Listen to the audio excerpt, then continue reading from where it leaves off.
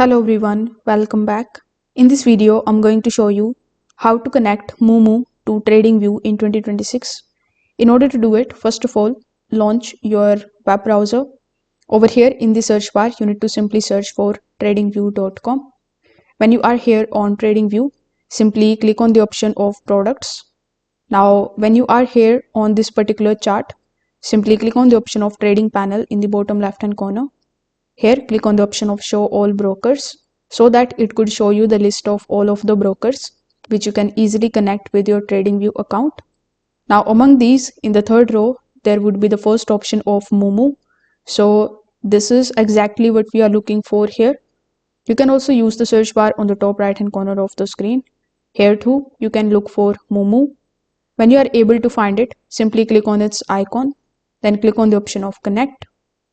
Now it is going to redirect you here on the login page of Moomoo. Here you need to provide your email address or your user ID, then press next. Afterwards, you need to provide your password associated with your Moomoo account.